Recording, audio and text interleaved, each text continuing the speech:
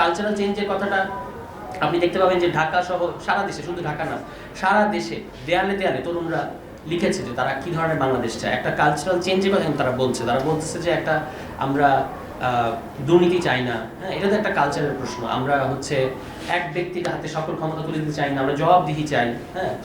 এই কথাগুলো যে তারা লিখেছে, এগুলো আপনি জিজ্ঞেস করেন বাংলাদেশের প্রতিষ্ঠিত রাজনৈতিক দলগুলোকে, তারা বলবে যে এগুলো ইমোশনাল ফুলিং, হ্যাঁ, বাচ্চারা লিখেছে। কিন্তু গণঅভ্যুত্থানটা ঘটেইছে কিন্তু এই কারণে, মানে যে কথাগুলো লিখেছে। এখন দেখবেন খুবই ষড়যন্ত্রমূলকভাবে ঢাকা শহরে, অন্যান্য জেলা শহরে বটে, ঢাকা শহরে দেয়াল লিখনগুলো মুছে ফেলা হচ্ছে। এগুলো কাদের জন্য অস্বস্তিকর আমরা জানি না। এগুলো কিন্তু শুধু আপনারা এরকম মনে করবেন না যে যারা পলাতক বা যারা পতিত আওয়ামী লীগ তাদের জন্য এই কথাগুলো অস্বস্তিকর, শুধু তা না। আওয়ামী লীগ তো গন কেস, আওয়ামী লীগের আর বাংলাদেশে কোনো ভবিষ্যৎ নাই। কিন্তু যারা নতুন নতুন আওয়ামী লীগ হয়ে উঠতে চায়, যাদের আওয়ামী লীগ হয়ে ওঠার বাইরে কোনো রাজনীতি নেই, তাদের জন্য এই কথাগুলো প্রচন্ড অস্বস্তিকর। ফলে তাদের দিক থেকে এগুলো মুছে ফেললে অন্তত তাদের দিকে কোনো সমস্যা নেই, এটা দেখা যায়। এই কারণে আমরা আমাদের দিক থেকে মনে করি যে বাংলাদেশে এখন প্রচুর ইয়াং যারা তৈরি হয়েছে, এসেছে আন্দোলনে বা বিভিন্নভাবে সামাজিকভাবে রাজনৈতিকভাবে নেতৃত্ব দিচ্ছে, তাদের কথাগুলো আমাদেরকে শুধুমাত্র ওরা বাচ্চা কিছু বোঝে না, এবং একটা কথা বললেই বয়স কম।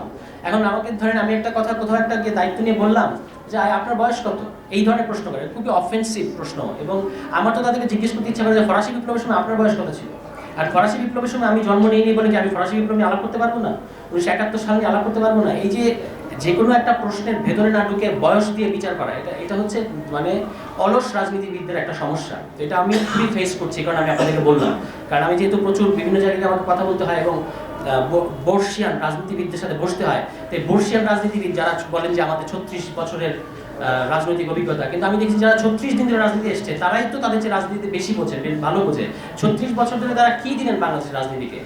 কেন বাংলাদেশে বারবার এই ধরনের পরিস্থিতি হয়? আজকে এখন আপনারা 111-এর ভয় দেখাচ্ছেন আমাদেরকে, যে বাংলাদেশে 111 ঘটবে, বাংলাদেশে -2 ঘটবে, এই সমস্ত কথাবার্তা তারা কিন্তু আমাদেরকে ভয় দেখাচ্ছেন যে নির্বাচন দিয়ে দেন, নাহলে -2 হবে, নির্বাচন দিয়ে দেন, নাহলে 111 হবে, এই ধরনের কথাবার্তা। এখন দেখেন -2 যখন বলেন তখন কি হয়? তখন আওয়ামী লীগকে আপনি ভিকটিমের স্ট্যাটাস দেন, যে আওয়ামী লীগ হলো -1, আওয়ামী লীগকে মাইনাস করা হয়েছে, খুব খারাপ কাজ হয়েছে নিশ্চয়ই, যেহেতু আরেকটা দলকে মাইনাস করার ষড়যন্ত্র চলছে। এই রকম কথা থেকে আমরা তাদেরকে আহ্বান জানিয়েছি যে ভাই, এই গণঅভ্যুত্থানের পর আপনি আওয়ামী লীগের 15 বছরের রাজনীতিটা ছিল 111-এরই একটা এক্সটেনশন।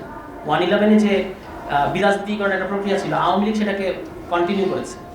আর এখন আপনি প্রবল বিক্রমে রাজনীতি করতে পারছেন। এখন আপনি কেন বলেন যে মাইনাসটা? আপনি এই যে একটু আগে উনি বললেন 80 জন কোন দল সেটা ব্যাপার না, কিন্তু এই যে কোন দল হচ্ছে, হ্যাঁ, মানে যে রাজনৈতিক দলেরই হোক, কেন গণঅভ্যুত্থানের পরে নিজের দলের রাজনীতি করতে গিয়ে নিজের দলের লোকের সাথে মারামারি করতে হবে এবং মরে যেতে হবে 80 জন লোকের মতো, এরকম পরিসংখ্যানটা?